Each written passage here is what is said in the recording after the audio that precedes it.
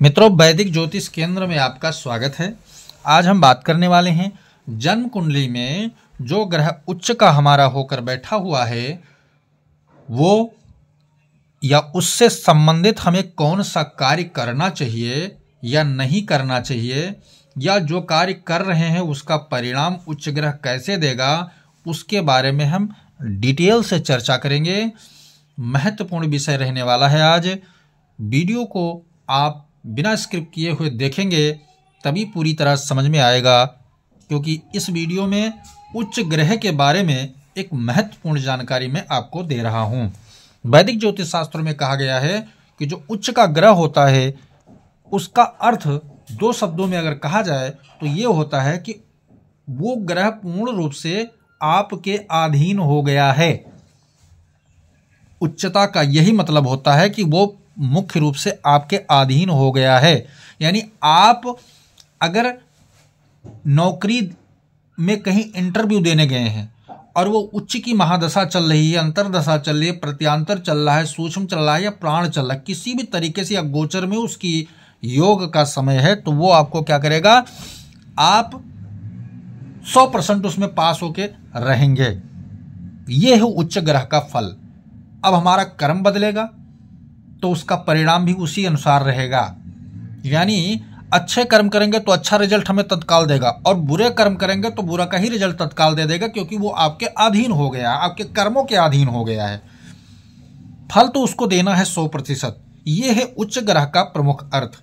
कहते हैं सबसे अच्छा जो फल होता है ग्रहों का वो यही माना जाता है। उच्चता का अर्थ यही होता है कि परम पावरफुल ग्रहों में से आते हैं। स्टेटस है ग्रहों का जो व्यक्ति के अधीन वो ग्रह बन जाता है।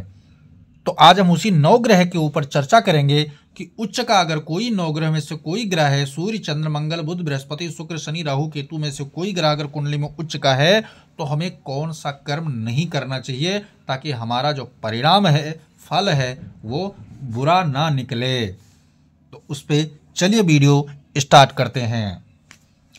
हमारा आप यहाँ विषय देख सकते हैं, कुंडली में उच्च ग्रह वाले जातक क्या नहीं करना चाहिए, यानी जातक को क्या नहीं करना चाहिए। तो उस पे हमारा मेन फोकस आज रहने वाला है। कई लोग होते हैं कहते हैं हमारा उच्च का ये ग्रह है परंतु वो फल नहीं दे रहा, उल्टा ही हो रहा है, या ये कह रहे हैं कि हमें वो लाभ नहीं मिल रहा है। तो कारण है ना, अगर आपका 9 ग्रह में से कोई ग्रह उच्च का है तो आपको यह कार्य नहीं करना चाहिए, ताकि वो आपका उच्च वाला जो ग्रह है वो फल उल्टा दे देगा। तब आप कहोगे कि ये उच्च का है, वो फल ही नहीं दे रहा है ठीक से, ये उल्टा दे रहा है, ये उतना अच्छा नहीं दे रहा है। क्यों कि नहीं दे रहा है? क्योंकि वो ग्रह आपके अकॉर्डिंग जा रहा है, अधीन जा रहा है। वो अधीन होने का अर्थ ये हुआ जो आप करोगे या करवाओगे वही करेगा वो।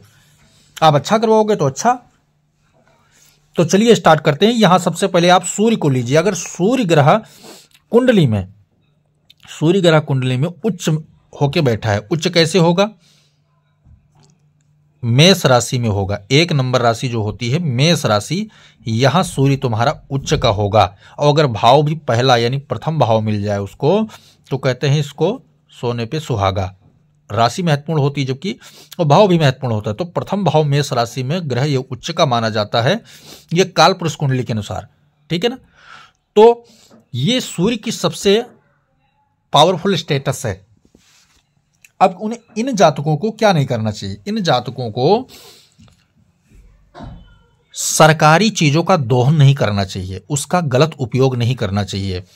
ठीक है? उसका गलत उपयोग नहीं करना चाहिए। कोई राजकीय चीज है, ठीक है, राजकीय चीज है, ग्रामीण जैसे है नहीं, जो भाई लगवाया गया सार्वजनिक तौर से इस्तेमाल हो रहा है, तो उसका गलत उपयोग आपको नहीं करना चाहिए, दोहन नहीं करना चाहिए। मुखिया आदि का अपमान नहीं करना चाहिए, चाहे वह पारिवारिक मुखिया हो, रिश्तेदारी मुखिया हो, दोस्त वाला मुखिया हो, लीडर हो, बॉस हो, कंपनी में कार्य करो, उनका अपमान नहीं करना चाहिए। अपनी परंपराओं का अपमान ऐसे व्यक्ति को नहीं करना चाहिए। ठीक है? इन चीजों को आपको ध्यान देना है। आदि का दोहन नहीं करना चाहिए, नहीं तो आपका उच्च का जो सूर्य है वो खराब हो जाएगा और आपके गलत संगति के असर के कारण गलत फल देने का कार्य करेगा।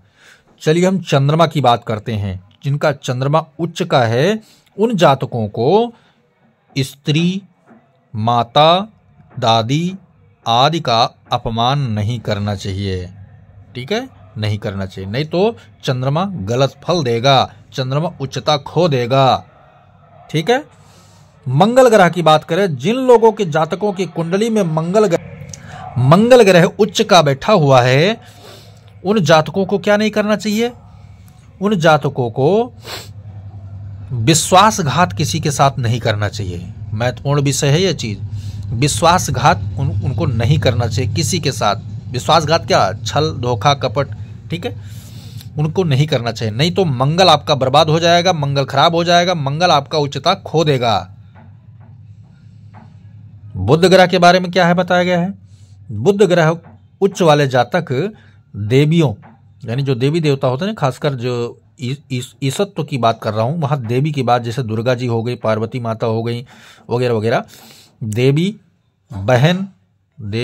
बहन बुआ का अपमान नहीं करना चाहिए। ठीक है, नहीं करना चाहिए, नहीं तो क्या होगा? बुध अपनी उच्चता खो देगा, बुध बर्बाद हो जाएगा, बुध आपको बुरा फल देना चालू कर देगा।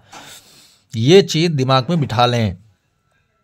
गुरु की बात करता हूं कि गुरु जिनका उच्च का है कुंडली में, ठीक है ना, साथ साथ ये भी बता देता हूं कि चंद्रमा उच्च कहां होता है? 2 नंबर राशि जो होती है वृषभ राशि, जो रस राशि जो होती है, ठीक है, दूसरे भाव में, द्वितीय भाव, यहां पर जो है उच्च का होता है। ठीक है। मंगल की आप बात करें तो मंगल उच्च होता है 10 नंबर राशि में, जो मकर राशि होती है, भाव नंबर 10। ठीक है। बुध की बात करें तो 6 नंबर राशि ये स्वराशि भी होता है और उच्च राशि भी, जो कन्या राशि होती है ना 6 नंबर, यहां उच्च का भी होता है, मूल त्रिकोण 6 नंबर कन्या राशि हो गई, यहां उच्च का भी होता है और स्वराशि का भी होता है, और यही इसकी मूल त्रिकोण राशि भी है। तो बुध यहां बहुत सुरक्षित होता है, और भाव 6ठा।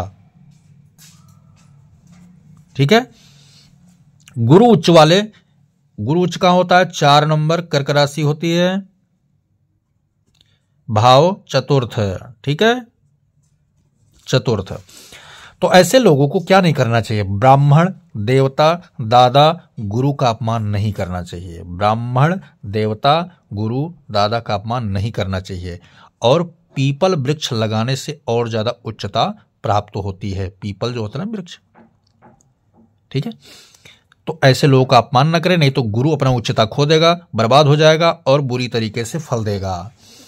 शुक्र ग्रह की बात करें तो ये उच्च कहां का होता है? शुक्र होता है 12 नंबर यानी मीन राशि में उच्च का होता है, 12वें भाव में। ठीक है, 12वें भाव में। तो इन ऐसे लोगों को क्या नहीं करना चाहिए? गाय, स्त्री, पत्नी, समाज, वैश्या, इतने लोगों का अपमान नहीं करना चाहिए, नहीं तो शुक्र अपनी उच्चता खो देगा और बर्बाद हो जाएगा। शुक्र आपका बहुत हानि कर सकता है, क्योंकि बल तो उतना ही रहेगा, बस स्वभाव बदल जाएगा उसका। उच्च में जब ग्रह बर्बाद होता है तो अपना बल नहीं खोता है, यह ध्यान रखना, यह सूत्र है। बल उतना ही रहेगा, जितने वेग से आपको, मान लिया 100 गुना वेग से आपको फायदा दे रहा है, तो स्वभाव चेंज होने पर 100 गुना वेग से आपको हानि भी करेगा, केवल ये कर्म करने से। शनि की बात करता हूं तो शनि जो है 7 नंबर तुला राशि में उच्च का होता है, ये भाव भी 7 यानी 7वां भाव। तो ऐसे व्यक्तियों को क्या नहीं करना चाहिए?